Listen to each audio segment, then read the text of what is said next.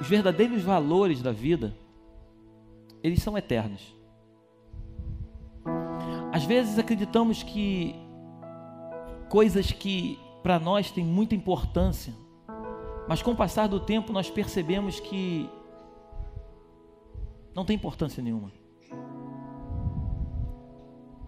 Situações que às vezes nos deparamos e brigamos, gastamos energia, gastamos saúde, e lá na frente nós vamos perceber que foi em vão todo o esforço que nós tivemos.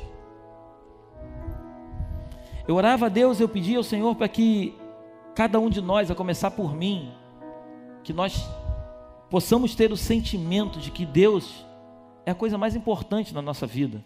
E quando nós saímos das nossas casas para estar aqui na presença dEle, não é para ver o nosso amigo ou a nossa amiga, o nosso irmão ou a nossa irmã, mas é para prestar um culto de adoração a Ele. Se prestamos um culto na quarta-feira, temos que chegar no domingo dispostos a prestar um culto melhor ainda do que aquele que foi prestado. Na próxima quarta devemos estar aqui celebrando ao Senhor com toda a nossa força novamente, com todo o nosso entendimento. Quando você sair daqui e chegar na tua casa, você tem que adorar a Deus na tua casa, no teu lar, com a tua família, entendendo que Deus, Ele é muito mais do que você imagina ou do que você sonha. E baseado nisso, eu tenho percebido da parte do Senhor que realmente Ele está buscando os verdadeiros adoradores que o adorem em espírito e em verdade. Uma igreja que esteja preocupada em encontrar a verdadeira essência de Deus, não as coisas perecíveis que esse Deus da essência pode trazer. É normal você estar passando por um momento difícil, você chegar na casa do Senhor e pedir para que o Senhor possa mudar a tua sorte, possa mudar a tua maneira de ser, possa mudar aquela situação que você está vivendo. Isso é normal, eu não te condeno por isso. Mas creia no teu espírito, que o Deus a qual você resolveu servir, Ele não é um Deus que vai satisfazer somente as tuas necessidades, mas Ele é um Deus que está disposto a te amar e te receber como filho. Quando você vai para o livro de Gênesis, capítulo 4, versículo 38, a Bíblia fala da genealogia, e lá no final, no 38, está escrito que o pai de Adão é Deus. Quando você vai para João 3,16, a Bíblia diz que Deus, Ele entregou o seu único filho unigênito. Unigênito quer dizer único. Então em Gênesis diz que Adão, ele é filho de Deus, mas em João 3,16 diz que Ele entregou o seu único filho. E aí eu consigo perceber que o pecado, dependendo da dimensão do pecado, ele nos separa de Deus de uma forma em que por diversas vezes até não nos sentimos filhos de Deus diante de tudo que nós estamos praticando para com Ele. Hoje você repara que o inimigo, hoje não, há muito tempo, sempre foi assim, quando você peca, você acaba, Deus nunca se afasta de você, mas você acaba se afastando de Deus, porque você não se acha mais merecedor de um Deus tão grandioso como Ele é. Mas eu quero nessa noite te dizer algo que possa penetrar no teu coração como uma flecha. Independente do que você faz, independente do que você fez, independente se você caiu ou não, Deus continua te amando pelo que você é, não pelo que você faz. Deus continua te amando e querendo ter uma relação íntima contigo. Se você cair 100 vezes, Ele vai te levantar 101. Se você cair 1000 vezes, 1001 Ele vai te levantar, porque Ele é um Deus de amor. A Bíblia diz que pode até uma mãe se esquecer do seu filho, mas Ele jamais, que amamenta o seu filho, mas Ele jamais se esquecerá de você e de mim. É desse Deus que eu quero que você pense nesta noite. Um Deus que excede todo entendimento humano, um amor que não cabe no peito de um homem e de uma mulher, um amor a ponto de entregar aquilo que é mais precioso para Ele em troca da tua vida. Ele pegou o seu único filho e entregou para que você tivesse vida e vida em abundância. É desse Deus que eu quero nessa noite que o teu espírito, junto com o meu espírito, possa invocar a presença dele. Porque por mais que eu tenha me preparado para trazer uma palavra, por mais que você tenha se arrumado, colocado a tua melhor roupa para estar aqui, para ouvir alguma coisa da parte de Deus, se ele não estiver presente, de nada adianta essa reunião. O homem por si só, ele não tem poder de convencer ninguém. A Bíblia diz que não é no muito falar que nós seremos ouvidos. Não é por força nem por violência, mas pela minha vontade, diz o Senhor. Eu quero que você abra sua Bíblia em 2 Reis, capítulo 6, versículo 1. O texto diz assim: Eliseu faz flutuar o ferro de um machado. Disseram os discípulos dos profetas a Eliseu: eis que o lugar em que habitamos contigo é estreito demais para nós. Presta muita atenção nisso, em nome de Jesus. Vamos, pois, até o Jordão, tomemos de lá cada um de nós uma viga e construamos um lugar em que habitemos. Respondeu ele: ide. Disse um: serve-te de ires com os teus servos. Ele tornou: eu irei. E foi com eles. Chegados ao Jordão, cortaram madeira. Sucedeu que enquanto um deles derribava um tronco, o machado caiu na água. Ele gritou e disse: ai, meu senhor, porque era emprestado. Perguntou o homem de Deus: onde caiu? Mostrou-lhe ele o lugar. Então Eliseu cortou um pau e o lançou ali e fez flutuar o ferro. E disse: levanta-o. Estendeu ele a mão e o tomou. Feche seus olhos, por favor, e coloque a mão sobre o seu coração. Espírito Santo, eis aqui a tua palavra, eis aqui a tua igreja, eis aqui o teu servo. Estamos todos aqui debaixo de uma única ordem tua. O desejo do meu coração e dos meus irmãos esta noite é que tu possas transmitir para cada um de nós aquilo que realmente é o teu propósito. Que tu possas me esconder atrás da tua cruz. Que o teu Espírito nesta noite, o teu Espírito, Pai, que ele possa tomar o controle de todas as coisas. E que tu venhas falar ao nosso coração. Leva as mentes cativas, eu peço ao teu altar, espírito de sabedoria e de entendimento. Eu peço nesta noite, na autoridade do nome de Jesus, abra o entendimento humano, Pai, para que cada um de nós possa compreender aquilo que tu tens para fazer esta noite. Eu assim te oro e te agradeço, no nome poderoso daquele que vive e reina para todos sempre, Jesus Cristo, amém. Dê um aplauso bem forte ao Senhor.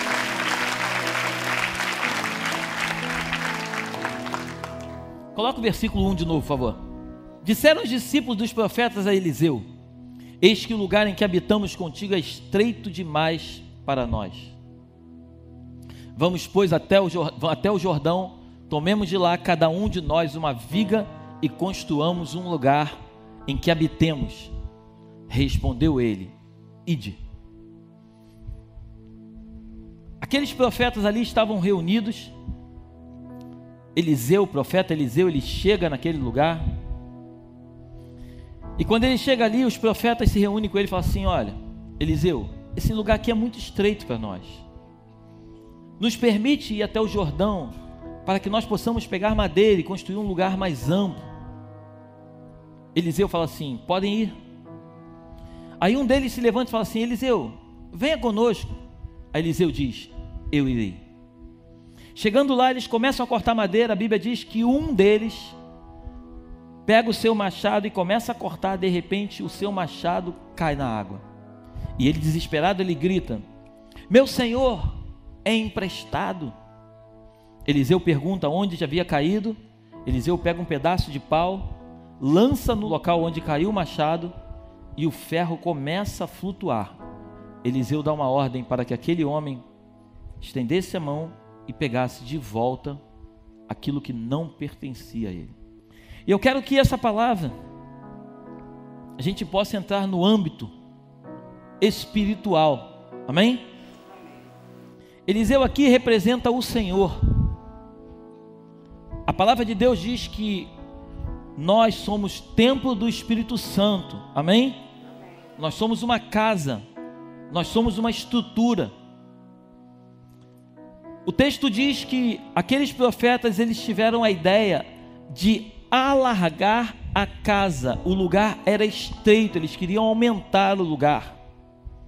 A palavra de Deus em Miqueias 7,11 diz que no dia da reedificação dos teus muros, neste dia serão os teus limites removidos para mais longe.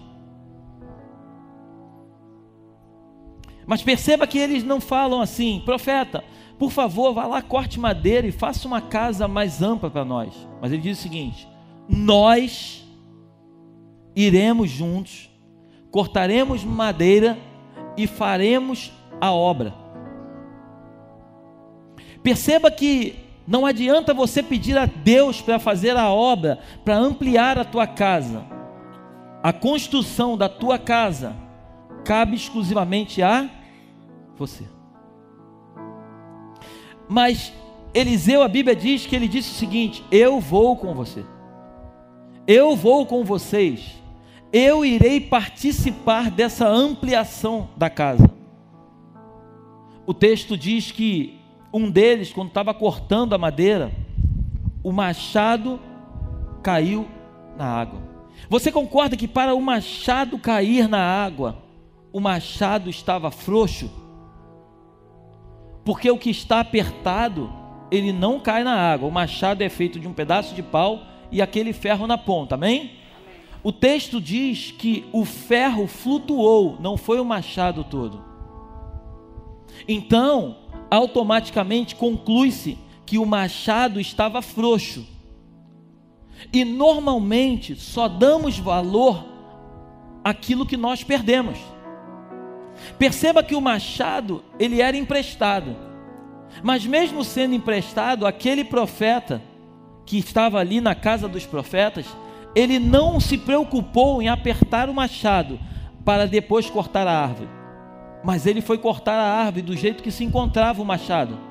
E na hora que ele perde o machado, é que ele se dá conta daquilo que ele havia perdido. Porque é sempre assim na vida. Você nunca dá valor àquilo que você tem, mas quando você perde, é que a tua ficha cai e você percebe que você precisava ter cuidado como você nunca cuidou. Mas por que eu perdi?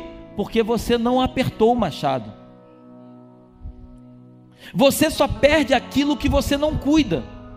Você só perde aquilo que você não se preocupa.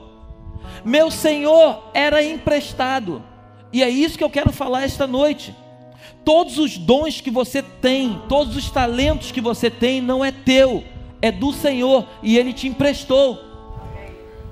Mas em alguns momentos você não dá valor aos talentos que Ele te dá, nem tampouco aos dons que Ele te entrega. E você não cuida daquilo que precisava ser cuidado com muito mais zelo do que as coisas que você acha que são importantes para você. Talvez você possa cuidar mais do teu carro do que os talentos que Deus te entregou. Eu não sei com quem eu estou falando, mas é com alguém. Talvez você possa estar cuidando mais da tua casa do que com as coisas que são importantes para Deus. Mas a hora que você perde, é a hora que você diz: meu Senhor era emprestado. Mas eu quero nessa noite me levantar para trazer para o teu coração, dizendo que assim como Eliseu pegou um pedaço de pau e lançou na água e fez um ferro, aos olhos humanos é impossível jogar um pedaço de pau na água e fazer um ferro flutuar. Mas é desse Deus que eu vim me levantar nesta noite para falar ao teu coração. Um Deus que não trabalha com coisas possíveis somente, mas um Deus que é especialista de trabalhar com as coisas impossíveis. Os talentos que você perdeu na tua caminhada, ou que você talvez não tenha dado valor até então, e que depois que você perdeu é que você se conscientizou de tão importante que era para você, Deus essa noite me trouxe a esta casa de oração, no dia 15/12/2019, para falar para você que da mesma forma que Eliseu lançou um pau e o ferro flutuou, Deus está lançando uma palavra sobre a tua vida, de forma que os teus talentos, os valores que estavam perdidos, vão começar a flutuar nesta noite. Glorifica a Deus. Deus entrega um casamento nas tuas mãos. Deus te entrega um ministério nas tuas mãos. E você começa a caminhar, você começa a cortar a árvore. Mas chega uma hora que, de tanto que você bate, a árvore não corta. Você não percebe que o machado, ele está ficando frouxo. E aí ele cai dentro d'água. Você trabalha, e você não vê o resultado, e você não percebe que aquilo que você está usando para cortar, precisa de um ajuste, e você não está preocupado com isso. Por isso que o resultado não vem, porque enquanto você não consertar o machado, a árvore não cai. Enquanto você não pegar o machado e cuidar do machado, e tratar o machado com carinho, a árvore não vai ser derrubada. Tem coisas na tua vida que ainda não romperam, porque antes delas romperem, você primeiro precisa cuidar do machado que está na sua vida. O problema é que nós queremos os resultados, mas não queremos passar pelos processos. Para você chegar a um resultado, você precisa passar por um processo. E assim é uma vida com Deus. As provas, elas estão aí para aqueles que são de Deus e aqueles que não são. Coloca para mim, por favor, Malaquias 3,18. Então vereis outra vez a diferença entre o justo e o perverso, entre o que serve a Deus e o que não serve. Esse texto, ele fala o seguinte, se você começar a ler ele todo, ele fala o seguinte: vai chegar um momento em que nós vamos ver a diferença daqueles que servem a Deus e aqueles que não servem. Talvez você possa ter entrado aqui essa noite e Deus tenha entregue um machado nas tuas mãos, tenha entregue algo de valor nas tuas mãos para você fazer alguma coisa. E pode ser que durante essa tua caminhada com Deus, você possa ter permitido, você possa não ter atentado para isso, mas o teu machado estava frouxo e de repente ele caiu na água e afundou. Mas o que me deixa feliz é que a palavra de Deus diz que há mais de 2000 anos atrás, um homem chamado Jesus, ele foi para uma cruz, para um madeiro, para fazer com que os valores que estavam afundados pudessem voltar a flutuar. Todos os valores que até então estavam perdidos, esses valores, quando aquele homem foi para a cruz, porque ele foi em figura de homem, diz a Bíblia. E se você reparar, Jesus, ele tinha sentimentos como você e como eu. Quando chega no Getsemane, ele chega a ponto de orar ao Pai e dizer: Pai, se possível, afasta de mim esse cálice. A Bíblia diz que descia gotas de sangue do seu suor. Então Jesus, como homem, ele sofreu como eu diversas vezes sofro e você sofre. Em alguns momentos ele também pensou em desistir, porém ele sabia que todo o processo levaria ele a uma prova, e essa prova, depois que ele passasse por essa prova, colocaria ele em outro nível. Então ele abriu mão do sofrimento humano, ele fez a prova, passou na prova, para que o Pai o colocasse em outro patamar. Então, quando você olhar para uma adversidade, entenda que essa adversidade é uma oportunidade, é uma prova que Deus está permitindo que você faça, para que você possa ser aprovado por Ele, para te levar de um nível para um outro nível maior. E quando você alcança esse outro nível, eu preciso que você entenda que virão provas maiores e mais difíceis para você fazer. Quando você chega a um patamar mais adulto, você deixa de se alimentar de leite, você começa a comer alimento sólido. Por isso algumas pessoas, elas estão na igreja e daqui a pouco acontece alguma coisa no meio do corpo de Cristo. Entenda uma coisa, Jesus não tem nada a ver com a história, mas um irmão decepcionou o outro irmão dentro da casa de Deus, e aí essa pessoa, como ela recebeu de Deus um talento, um dom, algo para fazer com que venha florescer dentro dela, no momento em que ela é decepcionada por um irmão que não tem nada a ver com Jesus, Jesus não fez nada, essa pessoa, a primeira coisa que ela faz é: eu vou sair da igreja. O que o machado dela faz? Afunda. Porque ela deixou que o seu machado ficasse frouxo. Cuide do seu machado, cuide daquilo que Deus entregou nas tuas mãos. Perceba que Deus, Ele te ama ao ponto de te dar todas as ferramentas para que você possa ser conduzido por Ele a um patamar onde Ele quer te levar. Mas na hora que você não consegue compreender o projeto dele na tua vida, qualquer tipo de briguinha, qualquer desentendimento faz com que você tome uma decisão, e quem deixa de cortar a árvore é você, não são os teus companheiros. Andar com Deus é você abrir mão daquilo que você deseja para viver aquilo que Ele deseja para você. O problema é que as pessoas oram assim: Senhor, por favor, entra no meu caminho, abençoa os meus projetos. Não, Jesus não vai abençoar os teus projetos. Jesus, me diz quais são os teus projetos para mim e me ensina a entrar neles. Aí você vai ser bem sucedido.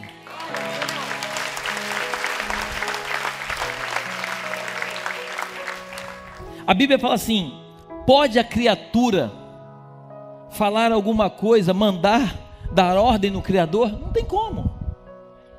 Como que o púlpito vai mandar naquele que criou o púlpito? Eu nunca vi isso. Eu e você somos feitura dele, então ele tem domínio sobre nós, nós não temos domínio sobre ele. Nós precisamos entrar no fluir dele, não ele entrar naquilo que nós achamos que é o nosso fluir.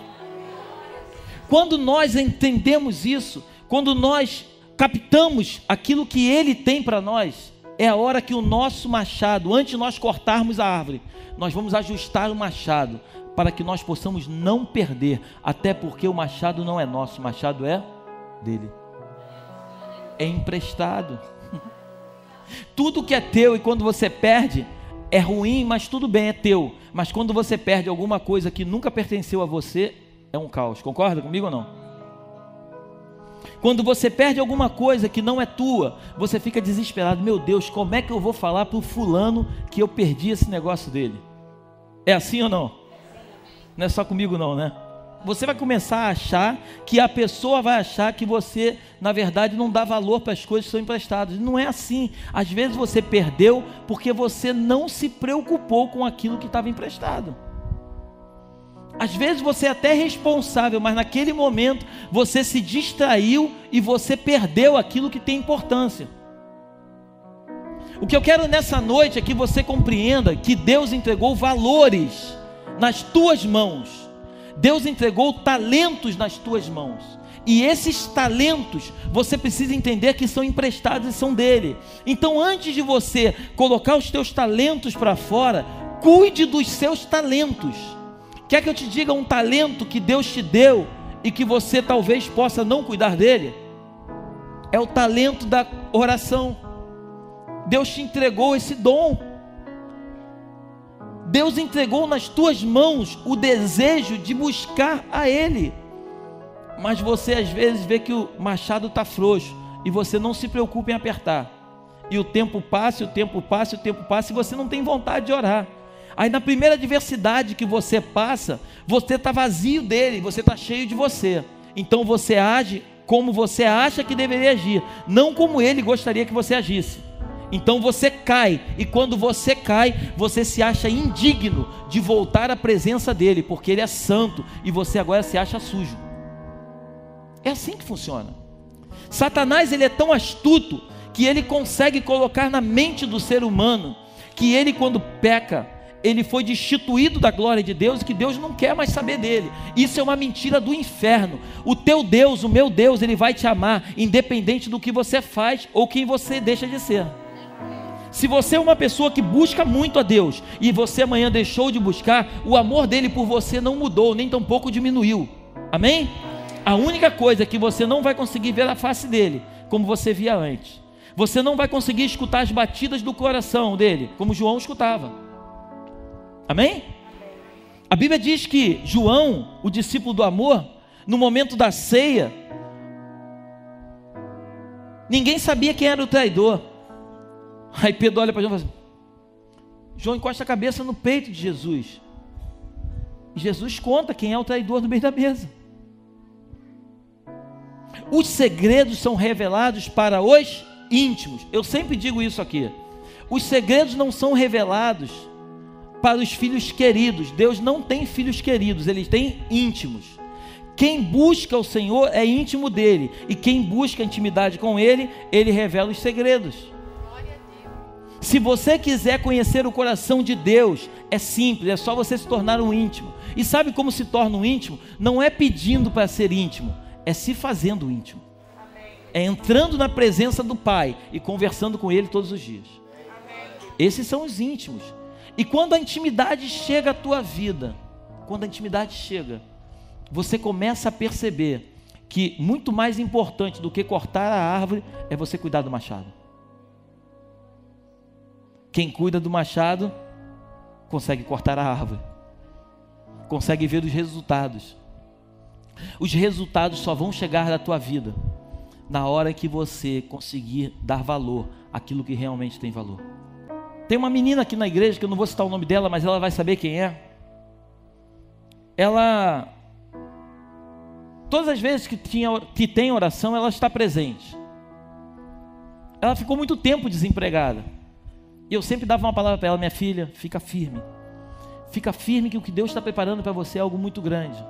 Fica firme porque Deus, Ele não dorme, Ele está vendo o que você está passando.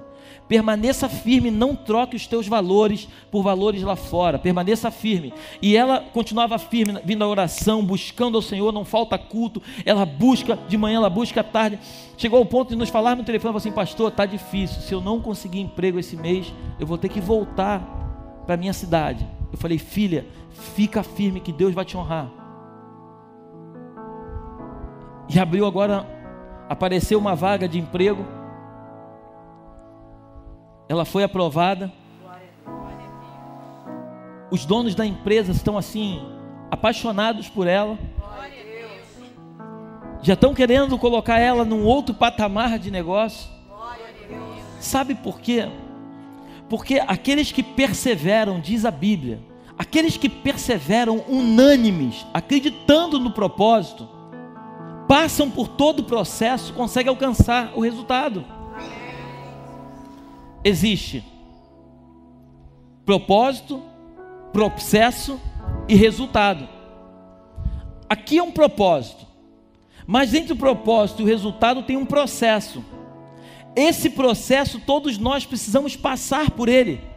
E esse processo, quando você passa entendendo que mesmo que com dificuldade, em alguns momentos com vontade de desistir, e eu quero que você entenda que por diversas vezes eu pensei em desistir, mas quando eu olho para o resultado, eu sei que o resultado não depende dele, mas depende de mim, porque ele me capacitou. A Bíblia diz que José, ele foi vendido pelos seus irmãos. Depois de ser vendido pelos seus irmãos, ele foi comprado, ele foi trabalhar para Potifar. Você conhece a história. Potifar, a mulher de Potifar seduz José. José não fez nada com aquela mulher. Potifar leva ele para uma prisão, ele fica preso. Ele sai da prisão, ele revela um sonho de Faraó. Faraó coloca ele como governador do Egito. José, que havia sido vendido pelos seus irmãos, José traz toda a sua família. Diz a Bíblia que 70 pessoas foram para a terra de Gósen com ele. Amém? Eles foram morar no Egito. Depois de muitos anos ali, veio um outro faraó que não sabia quem era José. Aí esse faraó começou a dizer o seguinte: cara, esses hebreus estão prosperando muito aqui, nós precisamos acabar com eles. A Bíblia diz que eles mataram todas as crianças recém-nascidos que fosse menino. Moisés, ele nasce, Moisés é criado dentro do palácio, amém? Moisés, ele cresce, ele com 40 anos, ele vê uma briga entre um hebreu e um egípcio. ele tenta ser juiz daquela história, ele mata o egípcio, ele sai fugido daquela terra. Aí depois de 40 anos, ele com 80 anos, ele está lá no Horebe, cuidando lá. A Bíblia diz que ele está lá no Horebe, cuidando lá das ovelhinhas lá. Aí de repente Deus se apresenta para ele no Monte Horebe e diz para ele o seguinte: Moisés, tira a sandália dos teus pés, porque esse lugar que tu está é santo. Aí Deus faz Moisés voltar para libertar o povo. Aí a Bíblia diz que o povo, ele quando é liberto, eles passam pelo Mar Vermelho, eles vivem no deserto até eles alcançarem a terra prometida. Amém? Então é um povo escolhido que passou por um deserto para alcançar a terra prometida. Amém? Eu e você somos um povo escolhido, passando por um mundo terreno que nós podemos chamar de deserto. Amém? E nós estamos rumo à terra prometida. Amém? Que é a eternidade com Cristo. Então nós precisamos entender que nesse processo, nessa passagem, por esse deserto, por esse mundo terreno, nós precisamos controlar os nossos lábios, porque o que mais atormentava a Deus naquela época era a murmuração do povo. Amém ou não? Amém? Então hoje muitos de nós não fechamos os nossos lábios, falamos bobagem, deixamos de fazer aquilo que Deus nos chamou para fazer, porque estamos motivados por aquilo que fizeram conosco. E a nossa comunhão com Deus nunca dependeu de pessoas, sempre dependeu de nós. A minha comunhão com Deus não pode depender da igreja. A tua comunhão com Deus não pode depender do teu pastor. A tua comunhão com Deus é com Ele, não são com pessoas. Amém?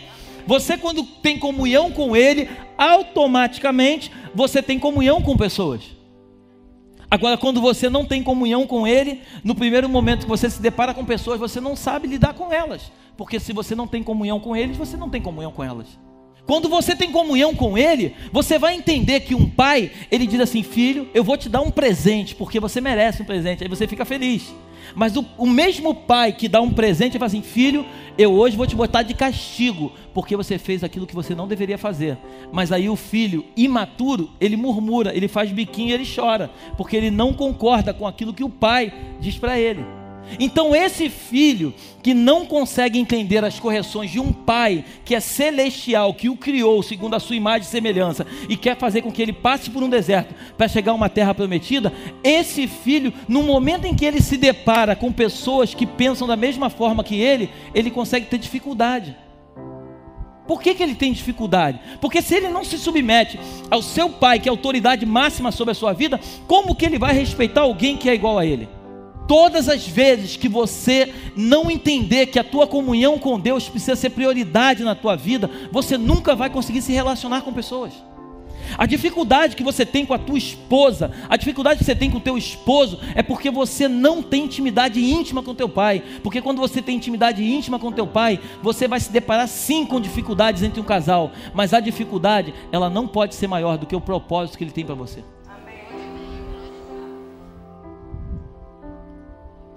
Ajusta o teu machado essa noite, aperta ele, ajusta ele de forma que ele não caia na água, porque o teu machado é o que Deus entregou nas tuas mãos para você trazer o resultado para a tua vida. Aqueles homens saíram com um único propósito: ei, nós vamos sair daqui, nós vamos no Jordão pegar madeira para fazer uma casa mais ampla. E se eles saíram com um propósito, eles só não vão encontrar o objetivo que eles estão indo, se eles não conseguirem ajustar os seus machados. Porque se o machado tiver ajustado, eles vão cortar as árvores sim, vão trazer todas elas, e vão fazer com que a casa que se encontrava estreita, fique mais larga. Essa noite eu creio que Deus trouxe você aqui, para que você entenda que existem valores que estão enterrados, valores que estão afundados, e que são valores eternos para Deus, e que Ele não abre mão desses valores na tua vida. E que você essa noite faça com que o teu machado que caiu na água volte a flutuar. Pastor, mas como? Simplesmente como aquele homem fez com Eliseu: meu Senhor é emprestado. Diga para Deus hoje: meu Senhor é emprestado. Devolve aquilo que é meu. Porque se você pedir hoje aquilo que é teu, o teu Deus, Ele vai fazer que assim como Eliseu fez, Ele vai lançar um pau na água, e Ele vai fazer o ferro flutuar, e o machado vai voltar para a mão de sempre, quem sempre pertenceu.